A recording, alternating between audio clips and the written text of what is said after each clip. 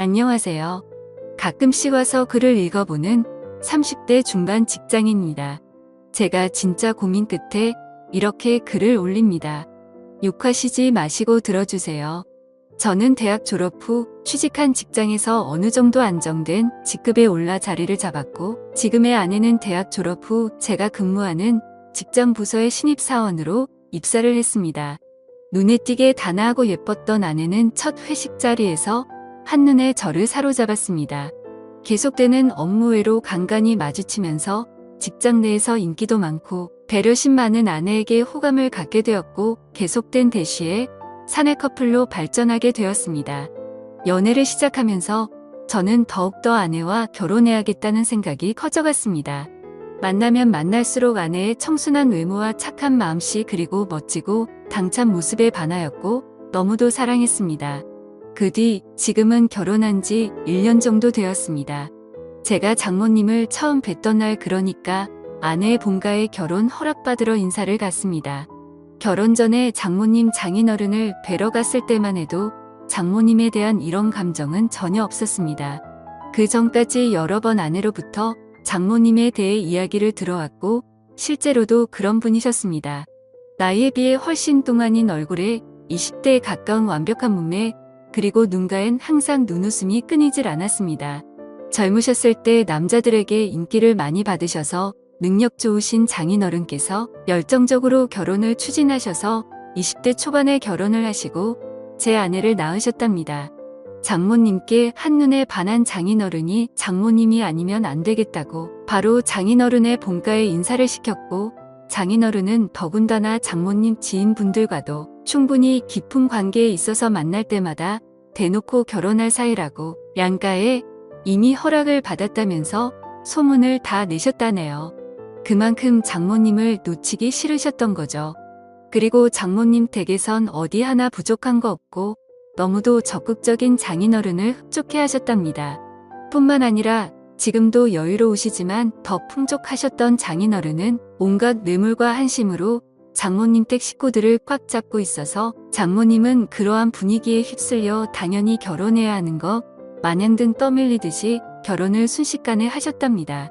그렇기 때문에 저하고 나이 차이가 10살도 안 되시는 나름 젊은 장모님이십니다. 우리 장모님은 영화 배우 이영애를 닮아서 아우라가 풍기는 그런 이미지이십니다. 외모도 아주 닮으셨습니다.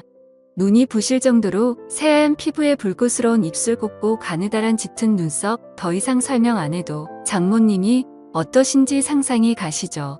그런데 그런 장모님은 저의 아내가 참 많이 닮은 것 같습니다. 커다란 눈과 오똑한 콧날에 긴 목선까지 말이죠. 아무튼 저희는 순학리에 결혼을 하게 되었고, 아내는 직장에서 인정받는 유명한 직원이었기 때문인지 직장에 미련이 많이 남는다면서 결혼 후에도 직장 생활을 계속하고 싶어 했었습니다. 저는 아직 아이 계획이 없으니 원하면 그리하라고 응원을 해주었네요. 저희 계획을 알고 계시는 예비장인 장모님께서 식사나 같이 하자고 부르시다니, 평소에 딸을 너무나 이뻐하셨던 장모님께서는 사위인 내가 부담스럽지만 않다면 당분간만이라도 아내와 같이 지내는 게 어떻겠냐고 제안을 하셨습니다. 딸이 갑자기 시집을 훌쩍하게 된다니 왠지 모르게 가슴이 텅 빈 것 같으시다며 딸한테 살림도 좀 가르치고 싶고 사위인 저도 챙겨주고 싶다시면서요. 아내는 제 눈치를 살피는 거 같길래 저도 모르게 흔쾌히 그러자고 해버렸습니다.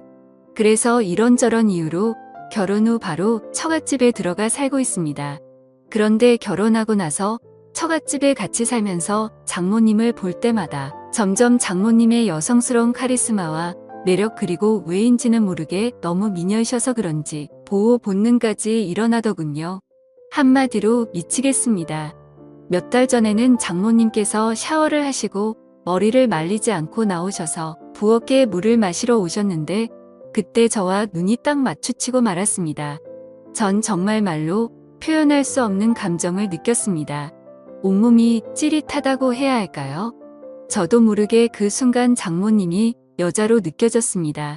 이러면 안 되는 거 알면서도 그때 그 모습이 자꾸 떠오르더라고요. 장모님께서는 음식 솜씨도 보통이 아닙니다. 나름 까다롭다는 제 입맛을 그냥 사로잡아 버리십니다. 먹다 보면 맛있다는 감탄사가 저절로 나오게 됩니다.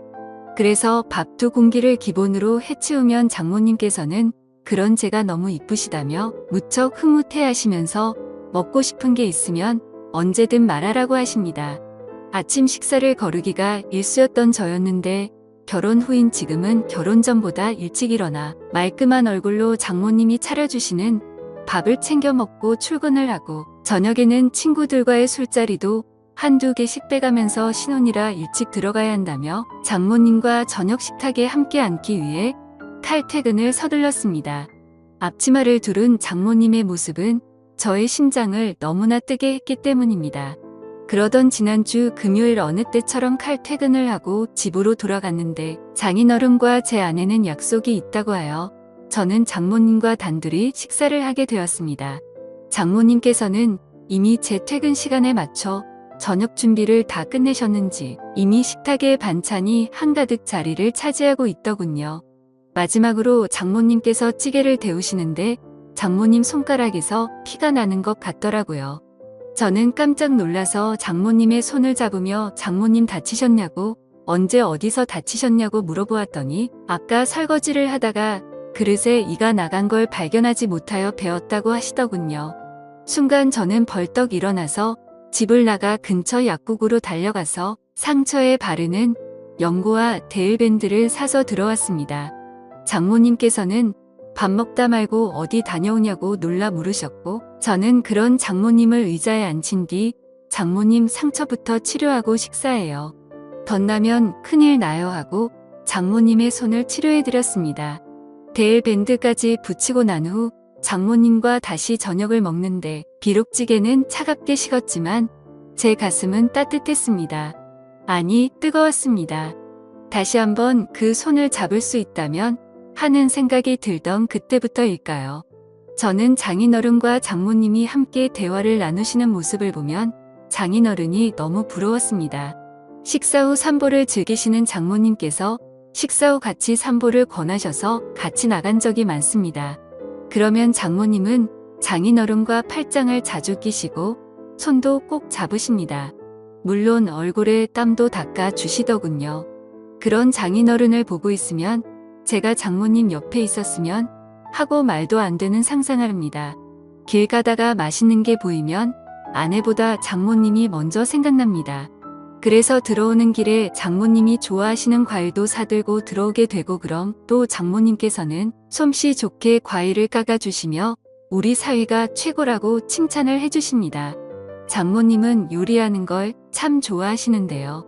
주말엔 요리를 배워보겠다고 제가 나섰습니다. 장모님께서는 나한테 배울 게 뭐 있느냐면서도 간단하게 편하게 먹을 수 있는 요리며 술 안주 등을 몇 가지 가르쳐 주셨습니다. 옆에서 요리도 하고 설거지도 같이 하면서 신혼부부 같다는 느낌이 드는데 그저 그 순간이 잘못됐다는 생각보다도 그저 행복했습니다. 이번 주말엔 제가 장모님께 배운 요리라며 나름 근사한 저녁을 선사했습니다. 물론 아내와 나 그리고 장인어른과 장모님은 장모님과 함께 만든 요리에 와인도 곁들여 즐거운 시간을 보내게 되었고요. 와인 2잔에 장모님 얼굴이 발그레 달아오르시는데 장인어른께선 그런 장모님을 아직도 많이 사랑스러워 하시는 것 같았습니다. 근데 저는 그 모습이 사랑스러우면서도 질투 같은 감정이 솟구쳐 오르더군요. 아내의 외모가 장모님을 정말 많이 닮기는 했지만 아내에겐 찾을 수 없는 묘한 매력이 장모님에겐 있었습니다. 얼큰하게 취기가 오르신 장인어른께서는 먼저 방으로 들어가셨고 와이프도 내일 약속이 있다면서 자리를 먼저 떴고 뒷정리를 하시려고 일어나시는 장모님께 저는 아쉬운 마음에 한 잔만 더 하고 뒷정리는 제가 하겠다고 하자 장모님께선 안주가 떨어졌다며 뚝딱하고 안주를 하나 해주셨습니다. 장모님께서 안주 접시를 내려놓는 순간 전 장모님 볼에 뽀뽀를 해버릴 뻔했습니다. 순간 정신이 번쩍 들더라고요. 물론 장모님은 눈치를 못 채신 듯 했습니다. 그건 정말 지금도 다행이다 싶습니다. 그 뒤로도 장모님은 제 눈에 수시로 아른거립니다. 출장을 가서도 아내의 것보다 장모님의 선물이 눈에 들어오고요. 그래서 장모님 것만 사드릴 수가 없어서 아내 것도 같이 사서 드린 적도 여러 번입니다. 그러면 장모님께서는 수줍은 소녀마냥 내 것도 챙겨주냐며 행복해 하십니다. 장모님께서 취하시는 동작 하나하나마다 얼마나 좋은지 저는 그냥 그런 장모님을 보고만 있으면 절로 미소가 지어집니다. 아내 없이 저 혼자 있을 때 그런 동작들을 떠올리며 혼자 피식 웃기도 합니다. 제 이름을 불러주시는 장모님의 목소리가 너무 좋습니다. 출장에 가서도 아내의 안부를 묻는 전화를 일부러 집 전화로 해서 장모님의 목소리를 듣기 위해 통화를 하고 출근을 해서도 서류를 잃은 것 같다며 엉뚱한 서류를 핑계로 장모님과 통화를 하곤 했습니다. 그럴 때면 장모님은 맑고 차분한 목소리로 걱정도 해주시고 격려도 해주셨습니다. 그 목소리에 감동이라고 해야 하나? 제겐 더없이 활력소가 되더군요. 그렇다고 제 아내를 사랑하지 않는 건 아닙니다. 하지만 지금 제 눈동자 마음 머릿속은 아내보다 장모님이 더 많이 차지하고 계신 건 사실입니다. 욕먹을 것 같지만 더 솔직히 말하면 장모님과 제가 이런 관계로 얽히지 않았다면 좋았을 텐데라는 생각이 듭니다. 장모님의 남자가 되고 싶은 마음이 없지는 않습니다. 그런데 불가능한 건 압니다. 잘합니다. 독한 마음에 몇 개월 뒤에 분가를 할까 생각도 합니다만 그렇다고 지금의 제 마음이 사라질까요? 평생 보고 살아야 하는 장모 사위 관계인데 언젠간 제가 장모님을 봐도 아무렇지도 않을 날이 올까요? 정말 미치겠습니다. 좋은 의견 댓글로 부탁드려요.